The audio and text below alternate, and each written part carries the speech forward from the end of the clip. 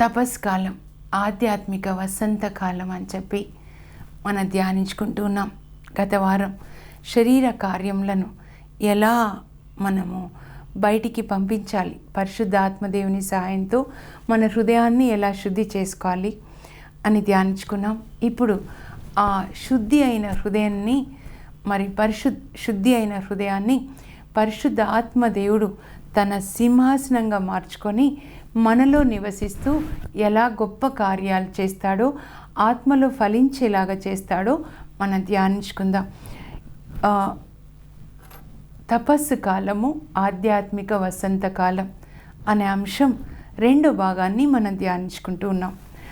ఈ ఆధ్యాత్మిక వసంతకాలంలో చెట్లు పాత ఆకులు రాల్చుకొని కొత్త చిగుళ్ళు చిగురించి ఎలా పుష్పించి ఫలిస్తాయో, ఆ ఫలములు అందరికీ ఆనందాన్ని ఇస్తాయో, మనం కూడా పాత ఆకులు అనే ఈ శరీర కార్యాల్ని నశింపచేసి కొత్త ఆకులు అనేటటువంటి ఆ నూతన జీవితాన్ని మనం ప్రారంభించి పుష్పించి ఆత్మ ఫలములని మనం ఫలించాలి.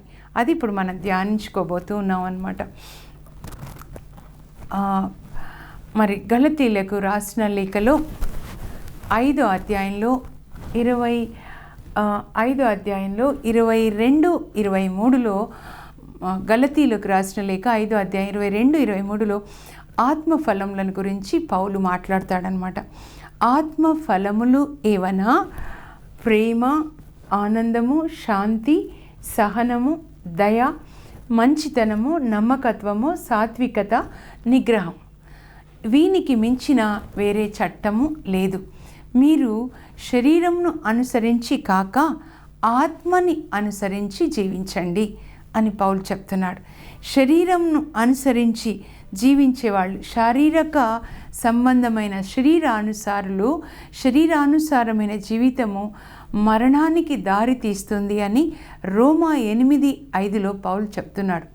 కానీ ఆత్మానుసారులు ఆత్మ ఏమి కోరునో వానికే తమ మనస్సులను అర్పిస్తారు. ఆత్మానుసారమైన జీవితము జీవమునకు దారి తీస్తుంది.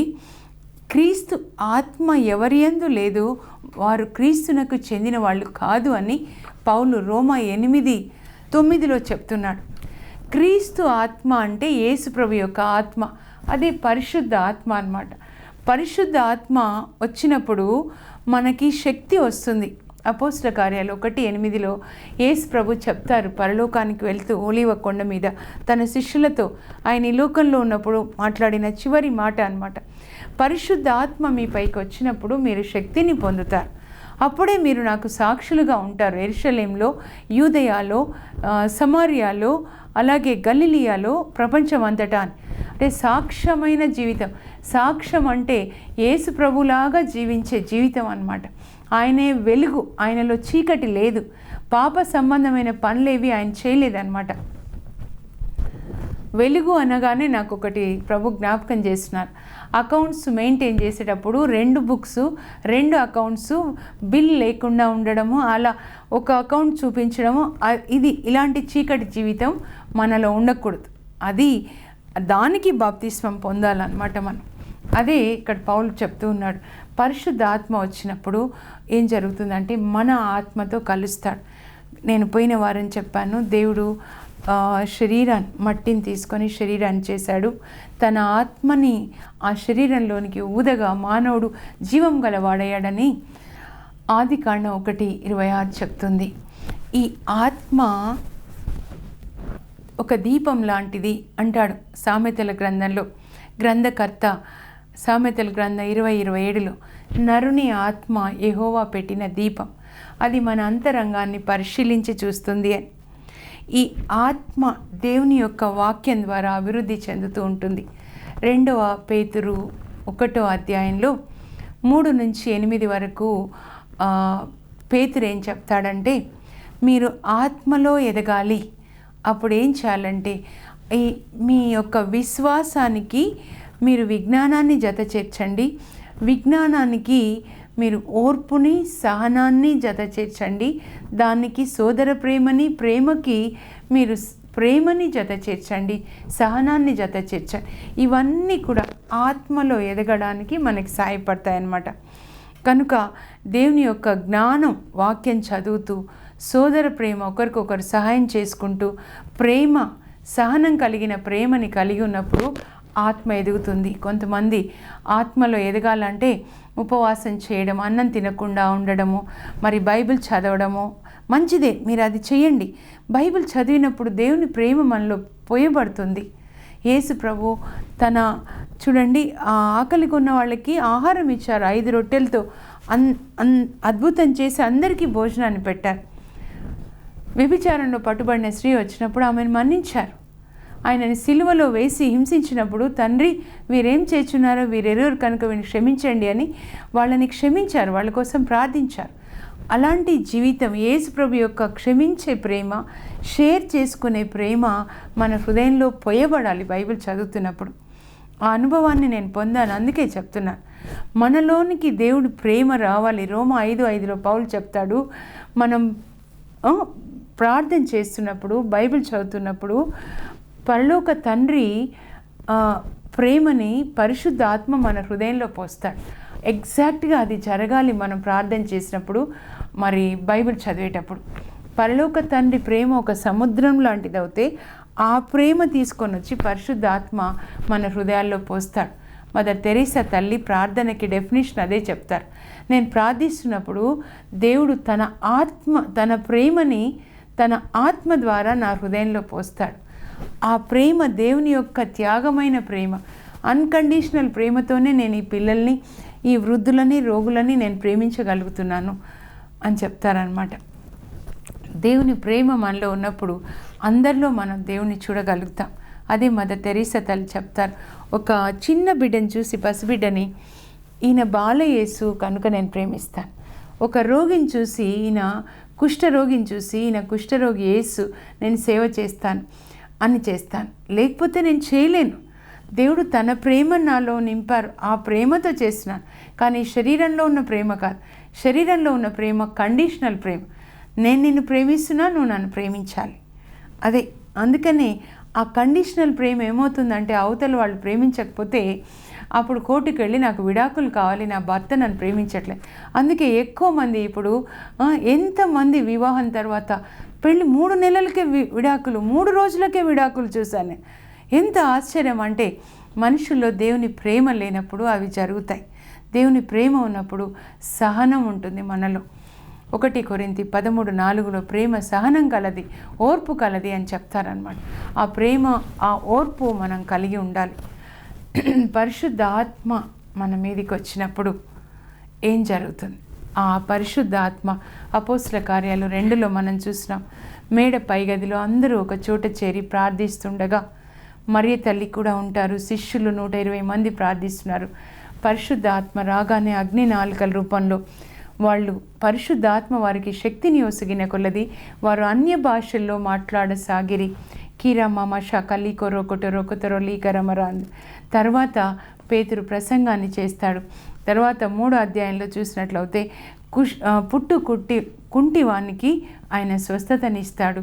తర్వాత సువార్త బోధిస్తూ అనేకులకి ఆయన స్వస్థత చేస్తాడు.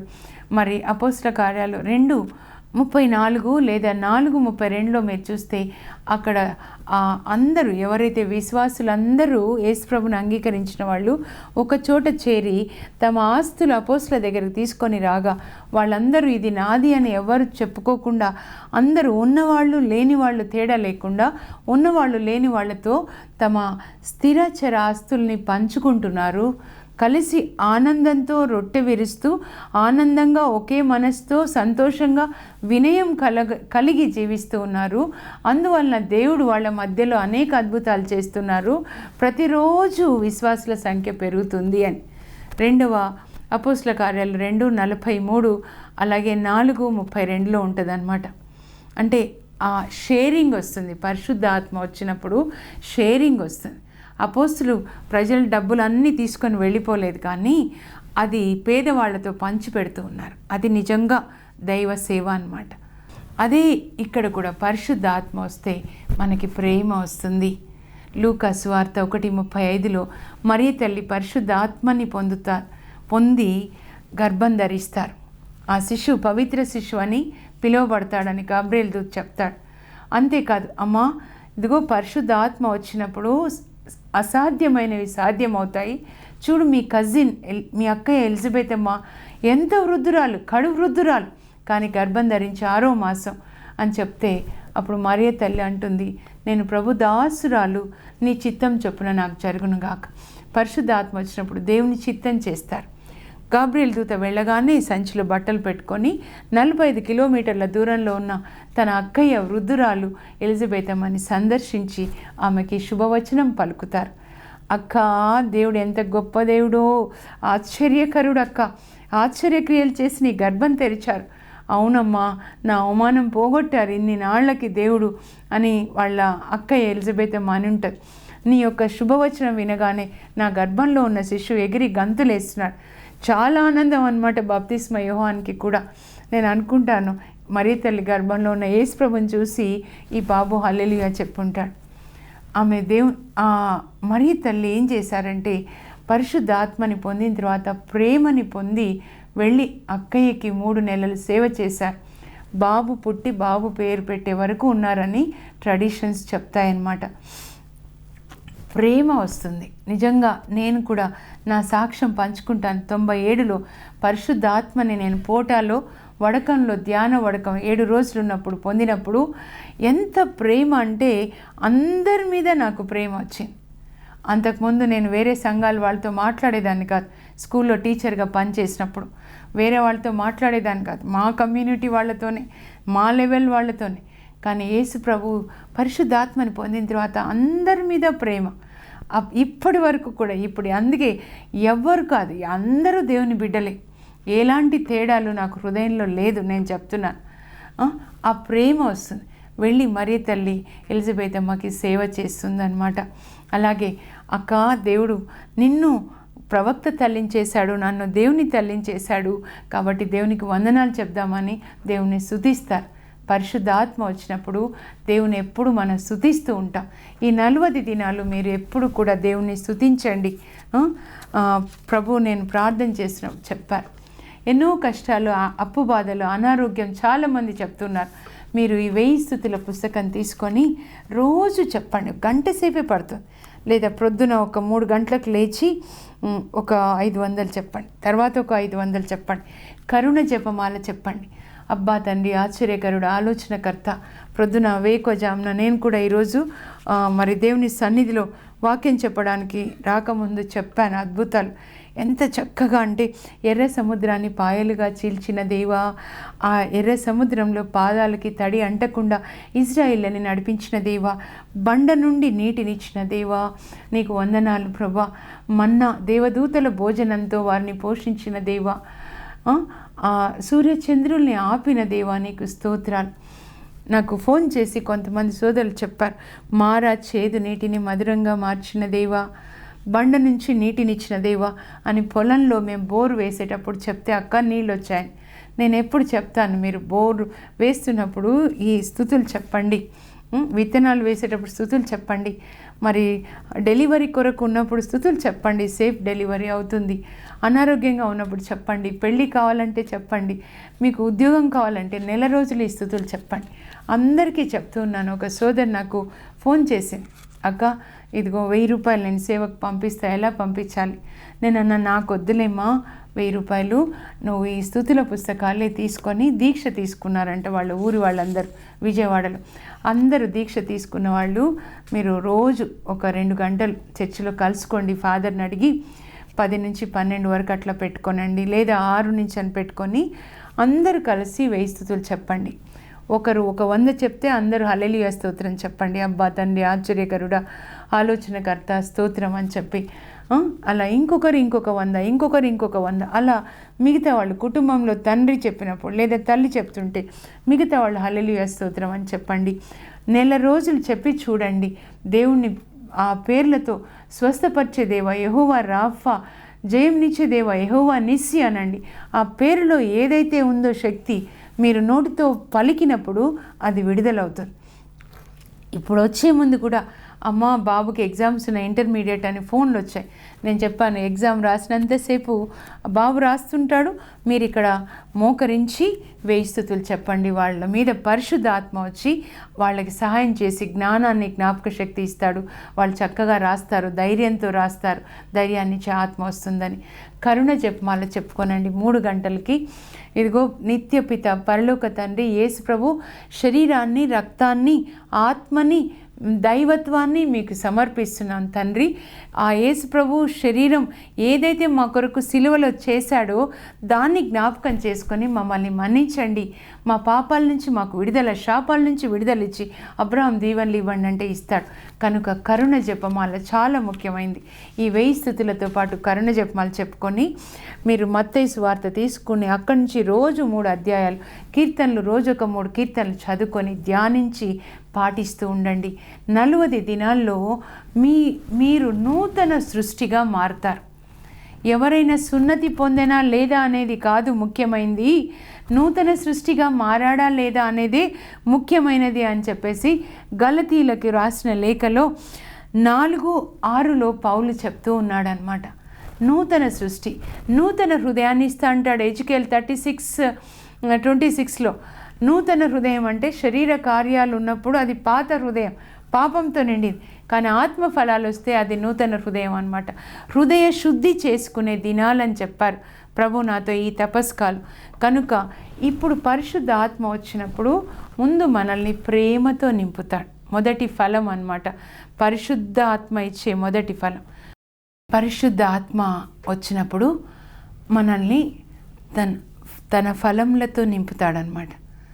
అందుకే గలతీ 5:22-23లో పౌలు చెప్తున్నాడు, ఆత్మ ఫలములు ఏవనా ప్రేమ, ఆనందం, శాంతి, సహనం, దయ, మంచితనము, నమ్మకత్వము, మరి సాత్వికత, నిగ్రహం అని చెప్పేసి.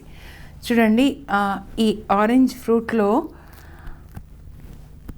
లోపల మనం తీసి చూసినట్లయితే చూడండి, ఇవన్నీ లోపల ఒక్కొక్కటి వేరుగా ఉన్నాయి, కానీ అంతా కలిసి మళ్ళీ ఒకే ఫ్రూట్ అనమాట. ఇదంతా ఒకే ఫ్రూటు, కానీ ఆ ఫ్రూట్లో మళ్ళీ చిన్న చిన్నగా ఈ పీసెస్గా ఉన్నాయి కదా. అలాగే ఈ 9 ఫలాలు కలిసి అంతా ఒకటే, ప్రేమ అన్నమాట. పరిశుద్ధ ఆత్మ ప్రేమ. అందుకే పరిశుద్ధ ఆత్మ ఉన్న వాళ్ళని మీరు ఎలా గుర్తుపట్టాలి తెలుసా? మదర్ తెరీసా లాగా అన్నమాట. ప్రేమ కలిగి ఉన్నవాళ్ళు పరిశుద్ధ ఆత్మని కలిగి ఉన్నవాళ్ళు. దేవుని ఆత్మ ఎవరి ఆత్మతో కలుస్తుందో వాళ్ళు ప్రేమను కలిగి ఉంటారు. కానీ అభిషేకాన్ని పొందిన వాళ్ళు అద్భుతాలు చేస్తారు, స్వస్థతలు చేస్తారు, దయ్యాలను వెళ్ళగొడతారు. కానీ ప్రేమ లేకుండా ఉన్నట్లయితే వాళ్ళు ఆ పరిశుద్ధ ఆత్మతో వాళ్ళు కలిసి లేకుండా ఉంటే, నేను ద్రాక్షవల్లి మీరు తీగలు అని చెప్పారు. తీగ అనేది మన ఆత్మ, ద్రాక్షవల్లి యేసుప్రభు అన్నమాట, పరిశుద్ధాత్మ. ఈ పరిశుద్ధాత్మతో లేకుండా ఉంటే ఫలించలేరు. యోహాను 15లో నేను ద్రాక్షవల్లి మీరు తీగలు, మీరు నా యందు ఉంటే తప్ప మీరు ఫలించలేరు, మీరు అధికంగా ఫలించినప్పుడు నా తండ్రి మహిమపరచబడతాడు అని యోహాను 15:8లో ప్రభు చెప్పారు. మీరు దాన్ని ఒకసారి చదవండి. ఆ దేవుని ఆత్మ, మన ఆత్మ దేవుని ఆత్మతో కలిసి ఉండాలి, అప్పుడే ఫలాలు వస్తాయి. ఫలాలు లేకుండా అభిషేకం పొందిన వాళ్ళు అద్భుతాలు కూడా చేస్తారు. అందుకే యేసు ప్రభు ఏమంటారు, తీర్పు దినాన ప్రభా మీ నామంలో మేము ప్రవచించాము, అద్భుతాలు చేశామంటే చీపో దుష్టులారా మీరెవరో నాకు తెలియదు అంటారు. కొంతమంది అభిషేకం పొందిన తర్వాత పాపం చేస్తూ ప్రేమ లేకుండా అద్భుతాలు చేస్తూ ఉండొచ్చు. కొంతమంది మరి సైతాను ఆత్మని కలిగి ఉన్న వాళ్ళు కూడా ఈ అద్భుతాలు చేస్తారు. మోషే చూడండి, కర్ర పాముగా అయినప్పుడు ఫరో రాజు దగ్గర వాళ్ళ మంత్రికుల కర్రలు కూడా పాములుగా అవుతాయన్నమాట. కానీ మోషే కర్ర వాటిని అన్నిటిని మింగేస్తుంది. అంటే దేవుని శక్తి ముందు అవి నిలవలేవు. ప్రేమ అనేది ముఖ్యం. 1 కొరింథీ 13లో మొత్తం బైబిల్లో ఆ 13 అధ్యాయం చాలా ముఖ్యమైనది. 1 కొరింథీ 13. మీరు భాషల్లో మాట్లాడినా ప్రవచించినా కూడా మీ యొక్క శరీరాన్ని త్యాగ బలిగా దహించడానికి దహనం చేసినా కూడా ప్రేమ లేకపోతే వ్యర్థం. మీరు ఏ సువార్త బోధించినా, స్వస్థతలు చేసినా లోపల ప్రేమ లేకపోతే వ్యర్థం, మోగే కంచులాగా అని చెప్తున్నారు. ప్రేమని కలిగి ఉండాలన్నమాట.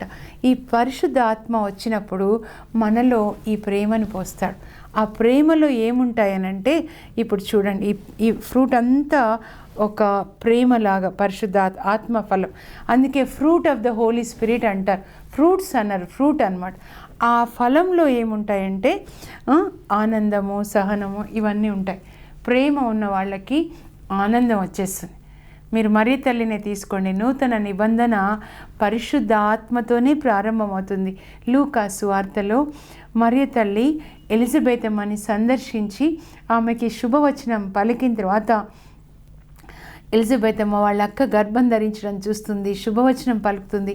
ఎలిజబెత్ అమ్మ కూడా మరియ తల్లికి శుభవచనం పలుకుతారు. స్త్రీలందరిలో నువ్వు ధన్యురాలు మరియా, నా దేవుని తల్లి నా యొద్దకు వచ్చుట ఎలాగూ సంభవించను, దేవుని వాక్కులు నెరవేరినని విశ్వసించిన నీవు ధన్యురాలు. ఎందుకంటే తన భర్త విశ్వసించలే కదా, జకర్యా మూగవాడైపోయాడు. కానీ ఈ అమ్మాయి విశ్వసించింది, పసిపిల్ల, 14 సంవత్సరాల అమ్మాయి. అప్పుడు ఆమె దేవునికి స్తోత్ర గీతం పాడుతుందన్నమాట. మరియ తల్లి వందనాలు చెప్తుంది. పరిశుద్ధాత్మ ఉన్న వాళ్ళ లక్షణాలన్నీ ముందు మరియ తల్లిలో మీరు చూడాలి. లూకా సువార్త 1:35లో నా హృదయము ప్రభువుని స్తుతిస్తూ ఉంది, నా ఆత్మ నా రక్షకుని యందు ఆనందిస్తుంది. ఎవరు ఆమె రక్షకుడు? యేసు ప్రభు. ఆదాము నుంచి అందరికీ రక్షకుడు ఆయనే. అందుకే లోకరక్షకుడు అంటాడు. యేసు ప్రభు పుట్టినప్పుడు దేవదూత గొర్రెల కాపర్లకి ప్రకటిస్తాడు ఒక శుభ సందేశాన్ని. లూకా 2:10లో నేడు దావీదు నగరంలో మీకు ఒక రక్షకుడు, లోకరక్షకుడు పుట్టాడు. ఆ రక్షకుని యందు నా ఆత్మ ఆనందిస్తుంది. పరిశుద్ధ ఆత్మ వచ్చినప్పుడు ఇదే సైన్, మీరు ఆనందిస్తారు. లూకా 10:21లో కూడా యేసు ప్రభు పరిశుద్ధాత్మలో ఆనందించి శిష్యులతో అంటాడు, మీరు చూసే ఈ సంఘటనలు చూస్తున్న మీరు ఎంతో ధన్యులు. ఎందుకంటే మీరు చూసే వాటిని చూడాలని, మీరు వినే వాటిని వినాలని ఎంతోమంది ప్రవక్తలు ఆశపడ్డారు కానీ చూడలేదు. ఎవరిని చూస్తున్నారు శిష్యులు? లోక రక్షకుడు యేసు ప్రభుని చూస్తున్నారు. ఆయన చెప్పింది వినాలనుకున్నాడు ఏలియా, ఎలీషా, యేషయా ప్రవక్తలు, కానీ వాళ్ళు చూడలేదు. మనంతా ధన్యులు, ఎందుకంటే పాత నిబంధనలో వాళ్ళు రక్షకుని చూడలేదు, ఆయన సువార్తని వాళ్ళు వినలేదు. కానీ మనం వింటున్నాం. అందుకే అందరూ మాట్లాడలేదు భాషల్లో, మనం మాట్లాడుతున్నాం కనుక మనం ఎంతో ధన్యులు అన్నమాట. ఆనందం ఉంటుంది. పరిశుద్ధ ఆత్మ మన ఆత్మతో కలిసినప్పుడు ప్రేమ తర్వాత ఆనందం. మరియ తల్లి ప్రేమతో ఎలిజబెత్ అమ్మని దర్శిస్తుంది. ఆమె గర్భం ధరించడం చూసి వాళ్ళ అక్క ఈమె ఆనందపడుతుంది అన్నమాట. నా రక్షకుని యందు పరిశుద్ధ ఆత్మ వచ్చినప్పుడు మీరు చూడండి, ఎక్కడ స్తుతి ఆరాధన ఉంటే నాకు ఎక్కడ చాలా వెళ్తానన్నమాట. ఎప్పుడు లియా సిస్టర్ చెప్తారు, నా ఆత్మీయ సహోదరి, ఈ ఎంత బిజీగా ఉన్న జెసింతా సిస్టర్ ఎక్కడ స్తుతి ఆరాధన అనగానే వచ్చేస్తారు చూడండి, ఆత్మలు అంతదా. ఎందుకంటే ఆ స్తుతి ఆరాధన టైంలో పరిశుద్ధాత్మ పొందినప్పుడు నా ఆత్మ ఎంత ఆనందంగా ఉంటుందంటే నేను చెప్పలేను. కొత్త పెళ్లి కూతురు తన పెళ్లి కొడుకుని కలిసినప్పుడు ఎంత ఆనందం, పసిబిడ్డ తల్లి పాలు తాగుతుంటే ఎంత ఆనందం. ఆనందం మనం పొందాలి. ఈ 40 దినాలు పరిశుద్ధ ఆత్మని పొంది ఆయనలో ఆనందించడం అన్నమాట. ఆత్మలో ఆనందించాలి. లూకా 10:21 యేసు ప్రభు ఎట్లా ఆనందించారు? మోషే దేవుని సన్నిధిలో ఆనందించాడు. ఎంత ఆనందించాడంటే ఆయన శరీరానికి ఆకలి కాలేదు, దాహం కాలేదు అన్నమాట. ఇవి ఆనందించే దినాలు. దేవుని సన్నిధిలో కొత్త పెళ్లి కూతురు కొత్త పెళ్లి కొడుకుతో పడక గదిలో వెళ్ళినప్పుడు ఎంత సంతోషిస్తుంది. అది శరీరానికి సంబంధించింది, కానీ ఇది ఆత్మలో పరిశుద్ధమైనటువంటి కన్యక. పౌలు అంటాడు ఒక చోట, నేను మిమ్మల్ని పరిశుద్ధమైన కన్యకగా ఆ యేసు ప్రభుకి అర్పించాలని నా కోరిక అంటాడు. పరిశుద్ధ ఆత్మ దేవుడు చేసేది కూడా అదే, ప్యూర్ వర్జిన్ అన్నమాట. అబ్బా, నేను అనుకుంటా నిజంగా అట్లా ఉంటే ఎంత బాగుంటుంది అని. మన ఆత్మని శుద్ధి చేసి ఒక పరిశుద్ధమైన కన్యకలాగా పరిశుద్ధ ఆత్మదేవుడు తన అగ్నితో శుద్ధి చేస్తాడనమాట. మనల్ని శుద్ధి చేసి పరిశుద్ధమైన కన్యకగా మన ఆత్మని మార్చి మరి ఆ యేసు ప్రభు మేఘాల్లో వచ్చినప్పుడు ఆయనకి సమర్పిస్తాడు. అదే పరిశుద్ధ ఆత్మ దేవుని పని. ఆయన పేరే పరిశుద్ధ ఆత్మ, అంటే మనల్ని పరిశుద్ధపరుస్తాడు. ఆత్మని, శరీరాన్ని ఎలాగో మనం పరిశుద్ధపరచుకుంటున్నాం, ప్రాణాత్మ శరీరాన్ని ఆయన శుద్ధి చేస్తాడు. కానీ ఈ కన్యక అనేది ఆత్మ అన్నమాట. పరిశుద్ధ ఆత్మ మన ఆత్మతో కలిసినప్పుడు మనకు ఆనందం వస్తుంది.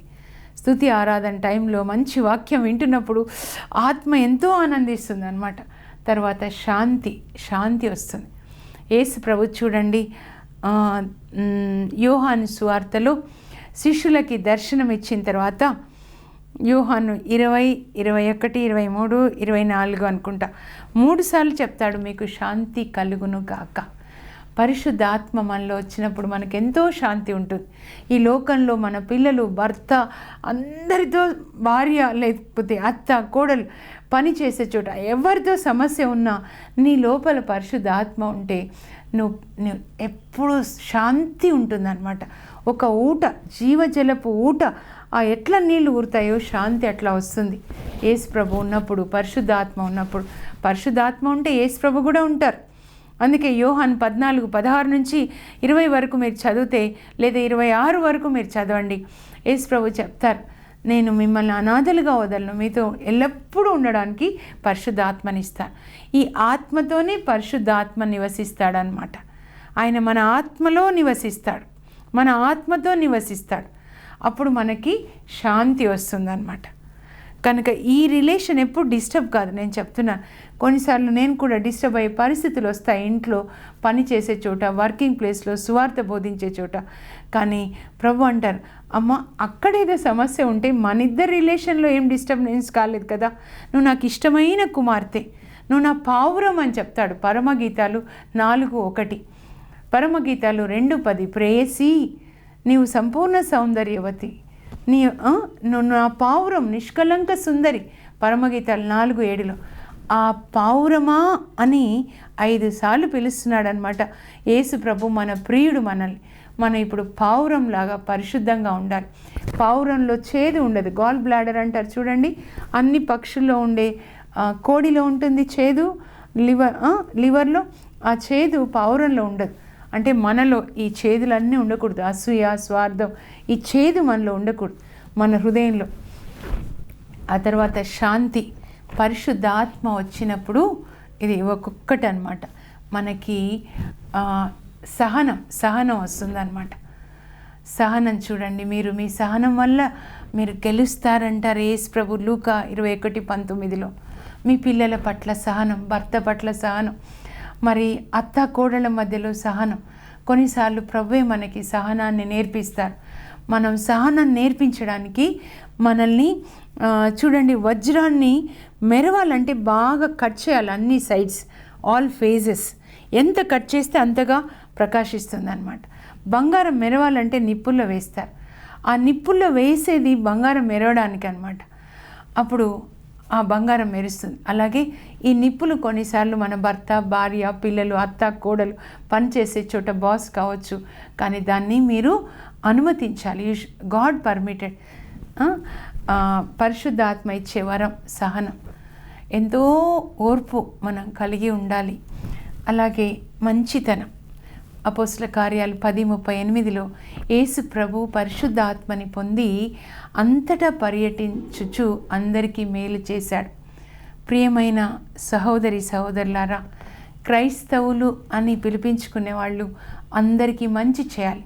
నోటి ద్వారా అందరినీ ఆశీర్వదించండి. మీరు అనారోగ్యంగా ఉంటే, నేను అందరు రోగుల కొరకు నేను ప్రార్థిస్తున్న యేసయ్య, మీరు పొందిన దెబ్బల ద్వారా వాళ్ళకి స్వస్థత, నేను బ్లెస్ చేస్తున్న వాళ్ళని, వాళ్ళు ఆరోగ్యం పొందాలి. అబ్బాయిలు, అమ్మాయిలు, స్టూడెంట్స్ అంతా ఎగ్జామ్స్ రాస్తున్నారు, నేను వాళ్ళని ఆశీర్వదిస్తున్న పరిశుద్ధాత్మని పొందాలి. అందరికీ మంచి చేయండి. మీరు ఎవరికి చెడు చేయొద్దు. ఎవరు మిమ్మల్ని జ్ఞాపకం చేసుకున్నా అతని వల్ల, ఆమె వల్ల నాకు మంచి జరిగింది అనుకోవాలి. నేను ఎప్పుడు అలాగే అనుకుంటాను, ప్రభా నా వల్ల ఎవరికి చెడు జరగకూడదు, మంచి జరగాలి అని. అదే ప్రార్థన చేసుకుంటాను, ఈరోజు నా వల్ల అనేకులకు మంచి జరగాలి ప్రభా. అలాగే నమ్మకత్వం, విశ్వసనీయత అంటారనమాట. మీరు నమ్మకమైన భర్తగా, నమ్మకమైన భార్యగా, నమ్మకమైన తండ్రిగా ఉన్నారా మీ పిల్లలకి, తల్లిగా ఉన్నారా, నమ్మకమైన అత్తగా ఉన్నారా కోడలికి, నమ్మకమైన కోడలిగా ఉన్నారా మీ అత్తకి, పని చేసే చోట నమ్మకంగా ఉన్నారా. ఆదికాండంలో యోసేపు నమ్మకంగా ఉన్నాడు. 39:1-2 వచనాలు. ఎవరికి? పోతీఫర్కి నమ్మకంగా ఉన్నాడు. చెరసాల్లో నమ్మకంగా ఉన్నాడు. గవర్నర్ అయినప్పుడు నమ్మకంగా ఉన్నాడు. అందరికీ ఆ రాజు తన తాళపు చేతులు ఇస్తాడు. మీరు నమ్మకంగా ఉంటే మీకు కూడా దేవుడు తన తాళపు చేతులు ఇస్తాడు. పేతురు, ఇదిగో పరలోకపు తాళపు చేతులు నేను నీకు ఇస్తున్నాను అని చెప్తారు యేసు ప్రభు మత్తయి 18, 19, 20లో. మనకు కూడా మరి ఆ అధికారాన్ని ఇస్తాడు మన నమ్మకంగా ఉంటే. మీరు అందరి అకౌంట్స్ విషయంలో నమ్మకంగా ఉన్నారా? ఒకసారి మీరు పరిశీలించుకోనండి. మీ ఎక్కడ పని చేసే చోట, స్కూల్ కావచ్చు, ఒక ఆఫీస్ కావచ్చు, మీ ఇంట్లో కావచ్చు, ఇంట్లో తండ్రి జేబులోంచి డబ్బులు దొంగిలించే దొంగలు ఉండొచ్చా? యవ్వనస్తులు ఎవరైనా సరే, భార్య భర్తకు తెలియకుండా డబ్బు తీసుకోవచ్చా? చాలా తప్పు కదా.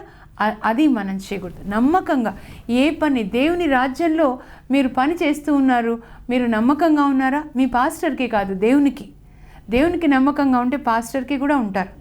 కనుక నమ్మకంగా ఉండండి. పరిశుద్ధాత్మ ఉన్న వాళ్ళ సైన్ ఏంటంటే వాళ్ళు నమ్మకంగా ఉంటారు, డబ్బు విషయంలో కావచ్చు, పని విషయంలో కావచ్చు. అలాగే సాత్వికత, దీన మనస్సు, తగ్గించుకున్న వాళ్ళు ఎప్పుడు మన్నిస్తూ ఉంటారు, మనసులో పెట్టుకోరు. నిన్న మొన్న ఇలా చేసావు, పెళ్ళప్పుడు ఇలా చేసావు, నాకు గుర్తుందిలే 30 సంవత్సరాల క్రింద ఇది చేసావు. లోపల పెట్టుకుంటే కొలెస్ట్రాల్ వచ్చి హార్ట్ అటాక్ వస్తుంది. కనుక పెట్టుకోవద్దు, మన్నించాలి, తగ్గించుకోవాలి. వాళ్ళే వచ్చి మాట్లాడాలి, వద్దు. తగ్గించుకుంటే చాలా మంచిది, దేవుడు హెచ్చిస్తారు. ఇంకా చివరిది నిగ్రహం. అన్ని విషయాల్లో ఏది మాట్లాడాలంటే మాట్లాడకూడదు. ఏది తినాలా, పండు చూడు అనగానే అవ్వ తినేసింది, వద్దొద్దు. ఏది వినాలంటే సైతాన్ మాటలన్నీ విన్నది, కనుక ఏదంటే అది వినకూడదు. అన్నిట్లో నిగ్రహం. మనం తక్కువ మాట్లాడితే సమస్యలు ఉండవు. పునీత అంతోని వారు చెప్తారు, నేను 10 సార్లు నా మీద నిందలు పడి జవాబు చెప్పే సమయంలో 9 సార్లు నేను మౌనంగా ఉన్నాను. అప్పుడు పెద్ద ప్రమాదాలని నేను తప్పించుకున్నాను. చాలామంది చెప్తూ ఉంటారు, పెళ్ళప్పుడు, ఒక పండక్కి, ఒక పెళ్ళికి వెళ్తే వాళ్ళు ఇలాంటి మాటలు అన్నారు, అందువల్ల నా భార్య ఇప్పుడు పెళ్ళిళ్ళకి రమ్మంటే మా ఇంట్లో వాళ్ళ పెళ్ళిళ్ళకి రాదక్క అని చెప్తారు. ఎందుకంటే ఆ మాట ఆమె మర్చిపోలేకపోతుంది. కనుక తొందరపడి ఏది మాట్లాడకండి, మీకు సమస్యలు ఉండవు. నిగ్రహం, పరిశుద్ధాత్మ వచ్చినప్పుడు ఇవన్నీ ఇస్తాడనమాట. అప్పుడు మనం ఫలిస్తాం. మనం అధికంగా ఫలించినప్పుడు పరలోక తండ్రి మహిమపరచబడతారని యేసు ప్రభు యోహాను 15:8లో చెప్పారు. కాబట్టి పరిశుద్ధాత్మదేవా నాలోనికి రండి అనండి. పరిశుద్ధాత్మ రావాలంటే దేవుని స్తుతించండి, బైబిల్ చదవండి, ప్రార్థించండి. ఆ తర్వాత అన్నిటికంటే ముఖ్యంగా తెలుసా, మరియ తల్లిలాగా సేవ చేయండి. మీ ఇంట్లో వాళ్ళకి సేవ చేయండి. ముఖ్యంగా వృద్ధులైన తల్లిదండ్రులకి మీరు సేవ చేసుకోనండి. యోసేపుకి ఇచ్చిన దీవెనలు ఆదికాండంలో దేవుడు మీకు ఇస్తారు. ప్రార్థన చేసుకుందాము. పరలోకపు మా తండ్రి, మీ పరిశుద్ధ నామమునకు స్తోత్రం కలుగునుగాక. మరి నిర్గమకాండ 24:18లో మోషే సినాయి పర్వతం మీద మీ యొక్క సన్నిధిలో ఉన్నప్పుడు ఆయన మీ ఆత్మని, మీ మహిమని, మీ తేజస్సుని చూసి ఆ శక్తిని పొందాడు. కనుక ఆయన కొండ దిగి వచ్చినప్పుడు ఆయన ముఖం ప్రకాశిస్తుంది అని, 40 దినముల తర్వాత ఆయన ముఖం ప్రకాశిస్తుంది. మీ శక్తితో ఆయన అనేక అద్భుతాలని చేశాడు ప్రభా. మరి 20 లక్షల మంది ఇజ్రాయేల్ ప్రజల్ని ఎడారిలో 40 సంవత్సరాలు నడిపించి వాగ్దాన భూమికి చేర్చాడు. 40 దినంలో మీ సన్నిధి 40 సంవత్సరాలు ప్రజల్ని నడిపించడానికి కావలసినటువంటి అభిషేకాన్ని ఆయనకి దయచేసింది. ఆ అభిషేకం, పరిశుద్ధాత్మ శక్తి మాకు దయచేయండి. ఆత్మ ఫలములతో, వరములతో మమ్మల్ని నింపండి ప్రభా. మీకు సాక్షులుగా, మీ ప్రేమకి సాక్షులుగా, నైనా మీ కరుణకి సాక్షులుగా, మీ నమ్మకానికి, మీ నీతికి సాక్షులుగా మమ్మల్ని ఉంచండి. మేము కొండ మీద కట్టబడిన ఇల్లులాగా, లోకానికి వెలుగు, భూమికి ఉప్పులాగా మీకు మహిమకరంగా జీవించే కృప దయచేయమని అందరం కూడా ఈ తపస్కాలంలో, లెంట్లో ప్రభా ఆత్మ ఫలములు ఫలించే కృప దయచేయమని, నాతో పాటు ప్రార్థనలో పాల్గొంటున్న బిడ్డలందరూ ఈ 9 ఫలాలు ఫలించే కృపని దయచేయమని యేసు నామంలో అడుగుచున్నాను తండ్రి, ఆమేన్.